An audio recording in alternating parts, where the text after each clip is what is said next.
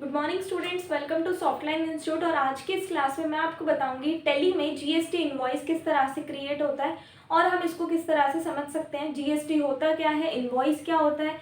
तो आइए इस वीडियो में हम इन सभी क्वेश्चंस को सॉल्व करते हैं। तो सबसे पहले हम देखते हैं mastering GST invoicing with tally. हम किस तरह से जीएसटी इनवॉइस को टैली में मास्टर कर सकते हैं। So welcome, this presentation will guide you through the intricacies of GST invoicing using Tally, equipping you with the knowledge and skills to confidently manage your GST compliance. We'll explore the basics, delve into the advanced features and provide practical tips to streamline your invoicing process. तो हम जब कोई भी invoice बनाते हैं तो यहाँ पर इनवॉइस का मतलब होता है बिल। इनवॉइस का मतलब होता है बिल, यानी जब भी हम कोई चीज़ मार्केट से परचेज करते हैं या मार्केट में सेल करते हैं तो वहाँ पर एक पर्टिकुलर टैक्स लगता है जिसको हम जीएसटी बोलते हैं। तो जीएसटी की जो फुल फॉर्म होती है वो होती है goods and service tax. GST हमारा दो तरीके का होता है, पहले इसको थोड़ा समझ लेते हैं। जो जीएसटी होता है वो होता है दो तरह का, एक होता है इंटर स्टेट और एक होता है इंट्रा स्टेट। अगर मैं बात करूं इंटर स्टेट की तो इसमें आता है आईजीएसटी। अगर मैं बात करूं इंटर स्टेट की तो इसमें आता है सीजीएसटी और एसजीएसटी। अगर किसी पर्टिकुलर आइटम पर आईजीएसटी 18% है तो सीजीएसटी उसी चीज पर 9% होगा। अगर किसी पर्टिकुलर आइटम पर आईजीएसटी 12% है तो उसी प्रोडक्ट पर सीजीएसटी और एसजीएसटी 6% होगा। एक और टैक्स होता है यूटीजीएसटी जो यूनियन टेरिटरीज पर लगता है। तो अगर आप गुड्स परचेज और सेल कर रहे हो विद अदर स्टेट तो वहाँ पर आईजीएसटी एप्लीकेबल होगा। अगर आप गुड्स परचेज एंड सेल कर रहे हो विद इन सेम स्टेट वहाँ पर सीजीएसटी और आईजीएसटी एप्लीकेबल होगा, सीजीएसटी और एसजीएसटी एप्लीकेबल होगा। द डिफरेंस, हमें तो उतना ही टैक्स पे करना है, वहाँ पर टैक्स में कोई डिफरेंस नहीं होता, लेकिन डिफरेंस होता है गवर्नमेंट कलेक्शन पर। जो गवर्नमेंट टैक्स रिसीव करती है उस पर ये डिपेंड करता है। ठीक है, तो इस क्लास में हम उसी चीज़ को देखेंगे कि जीएसटी इनवॉइस टैली में किस तरह से होता है। नॉलेज स्किल्स हमें कौन सी कॉन्फिडेंटली हम जिससे हम जीएसटी कंप्लाइंस कर सकते हैं। हम बेसिक्स देखेंगे, एडवांस फीचर्स में भी बात करेंगे, प्रैक्टिकल टिप्स पर बात करेंगे जो एक इनवॉइसिंग प्रोसेस के लिए इंपॉर्टेंट होती है। तो सबसे पहले हम देखेंगे introduction to GST invoicing in Tally. Tally में जीएसटी इनवॉइस का इंट्रोडक्शन देखेंगे। तो व्हाट इज जीएसटी, सबसे पहले तो ये समझना जरूरी है हमारे लिए कि जीएसटी होता क्या है। GST, goods and service tax, is a value-added tax levied on the supply of goods and services in India. It is a significant aspect of business operations impacting every stage from purchase to sale. ये goods and service tax है जो value added tax levy on the supply of goods and service tax in India. It is a significant aspect of business operations. तो ये एक significant aspect है business operations का और ये इम्पैक्ट करता है हर एक स्टेज को, परचेज, सामान खरीदने से लेकर सामान बेचने तक। तो टैली में ये इंपॉर्टेंट क्यों है, why is tally important. So tally is a popular accounting software widely used in India for managing business finances. जो बिजनेस के फाइनेंसेस हैं उनको मैनेज करने के लिए ये एक काफ़ी अच्छा सॉफ्टवेयर है। It offers comprehensive GST functionality. ये एक कॉम्प्रिहेंसिव जीएसटी फंक्शनैलिटी प्रोवाइड करता है। Simplifying invoice generation, tracking and reporting for business, जिससे हम इनवॉइस जनरेट कर सकते हैं, ट्रैकिंग कर सकते हैं, रिपोर्टिंग कर सकते हैं बिजनेस के लिए। नेक्स्ट हम देखेंगे understanding the GST invoice structure. GST का जो इनवॉइस होता है उसके स्ट्रक्चर को हम समझते हैं कि उसके इनवॉइस के स्ट्रक्चर में हमें क्या क्या चीज़ें गिवन होती है। तो सबसे पहले है इनवॉइस डिटेल्स। हमें वहाँ पर इनवॉइस की डिटेल्स गिवन होती है। एसेंशियल इन्फॉर्मेशन जैसे कि invoice number, date and supplier details are crucial for accurate identification and record keeping. तो हमें यहाँ पर क्या क्या दे रखा होता है, इनवॉइस डिटेल्स कुछ दे रखी होती है, कुछ हमें गुड्स और सर्विसेज के डिस्क्रिप्शन गिवन होता है और टैक्स कैलकुलेशन होता है। तो जो इनवॉइस डिटेल्स वाला कॉलम होता है वहाँ पर होता है इनवॉइस का नंबर, डेट क्या है, सप्लायर की डिटेल क्या है, जो एक्यूरेट आइडेंटिफिकेशन और रिकॉर्ड कीपिंग के लिए ज़रूरी होता है। सेकंड पे हमें वहाँ पर दे रखा होता है गुड्स और सर्विसेज का डिस्क्रिप्शन कि आपने कौन सी चीज़ खरीदी है या सेल करी है।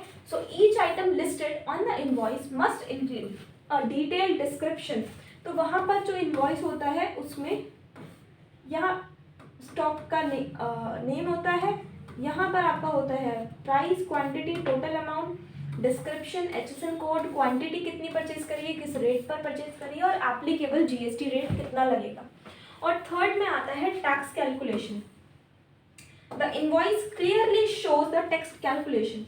जो इनवॉइस है उसमें क्लियरली टैक्स की कैलकुलेशन शो होती है, जैसे कि टैक्स का अमाउंट कितना रहने वाला है हर एक आइटम पर और टोटल टैक्स लायबिलिटी कितनी होगी। तो ये होता है उसका पूरा स्ट्रक्चर।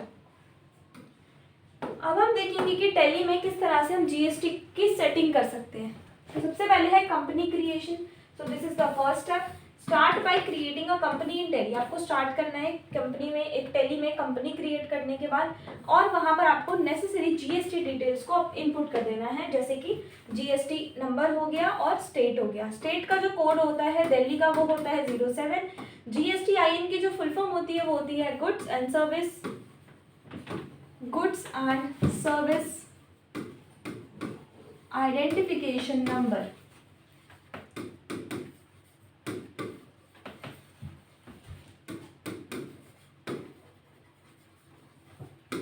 तो ये हो गई फुल फॉर्म GSTIN की, ठीक है। तो फर्स्ट ऑप्शन ये हो गया। सेकेंड हमें देता है टेक्स्ट कॉन्फ़िगरेशन।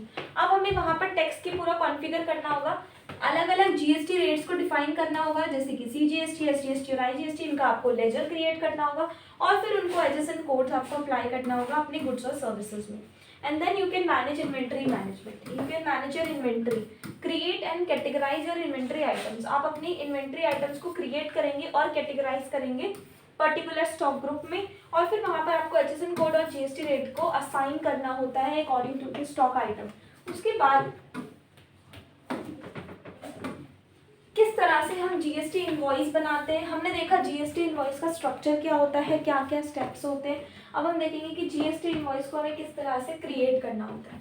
तो यहाँ पर जो फर्स्ट ऑप्शन है वो है कस्टमर डिटेल्स। सबसे पहले हमें कस्टमर के डिटेल को वहाँ पर इनपुट करना होगा। So we can enter the customers GST number and other relevant details.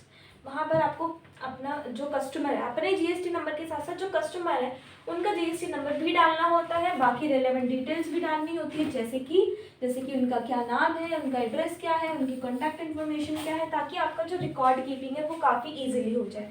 Second option होता है सिलेक्ट आइटम्स का। चूज द गुड्स और services you are supplying from your inventory list and enter the quantity rate and applicable GST rates for each item. अब आपको क्या करना होता है, आपको कौन सी आइटम आप सेल कर रहे हैं, आपको उस आइटम को सिलेक्ट करना होगा अपनी इन्वेंट्री लिस्ट में से। आपको उसमें डालना होगा क्वांटिटी, कितना आप कितने पीस आप सेल कर रहे हैं, किस रेट पर सेल कर रहे हैं, और उसमें क्या GST, कौन सा GST रेट अप्लाई हो रहा है, 18%, 12%, 5%। It depends on the stock item which you are selling. Number 3 will be generate invoice. Tally automatically calculates the GST for each item. Tally क्या करता है, हर एक आइटम का ऑटोमेटिकली GST कैलकुलेट करता है and generates a complete invoice ready for printing और emailing to your customer. और आपके कस्टमर के लिए प्रिंटिंग और ईमेलिंग कर पूरा कंप्लीट इनवॉइस आपको बना के देता है, जिसको आप डायरेक्ट प्रिंट कर सकते हैं या फिर अपने कस्टमर को सेंड कर सकते हैं। Then we have handling different types of GST transactions. अब हम देखेंगे कि किस तरह से हम अलग अलग GST के ट्रांजेक्शन्स को हैंडल कर सकते हैं। तो GST की जो ट्रांजेक्शन होती है वो होती है एक सेल, एक होती है परचेज ट्रांजेक्शन, एक होती है इंटरस्टेट सप्लाईज ट्रांजेक्शन और एक होती है एक्सपोर्ट सप्लाईज ट्रांजेक्शन। तो सेल्स ट्रांजेक्शन क्या होती है, we can generate invoices for sale transactions. हम सेल ट्रांजेक्शन्स के लिए इनवॉइसेस को जनरेट कर सकते हैं, रिकॉर्डिंग कर सकते हैं अपने गुड्स और सर्विसेज की, जितना भी हमने जिस भी GST रेट और अमाउंट पर जो भी हमने पे किया है वो सारी चीज़ें। Second we have purchase. So we can record purchases from suppliers including the GST paid on those purchases which can be claimed as input tax credit. And number 3 we have interstate supplies. Tally handles interstate supplies allowing you to manage the flow of goods and services across state borders and calculate the correct IGST. Interstate होता है IGST cell, यानी जब हम अपने border के बाहर cell कर रहे हैं दैट इज कॉल्ड सेल या परचेज कर रहे हैं तो वो इंटरस्टेट सप्लाईज में आती है। और manage export ensuring the correct GST rate and exemptions are applied based on the nature of the goods. और जो एक्सपोर्ट एंट्रीज होती है उनमें भी हम GST बिल क्रिएट कर सकते हैं। So next we have generating GST reports. अब हम देखेंगे कि किस तरह से जीएसटी की रिपोर्ट्स को जनरेट किया जाता है टैली में। तो टैली में जीएसटी रिपोर्ट को जनरेट करने के लिए हमारे पास 3 स्टेप्स होते हैं। सबसे पहले हम देख सकते हैं जीएसटी लायबिलिटी की समरी को।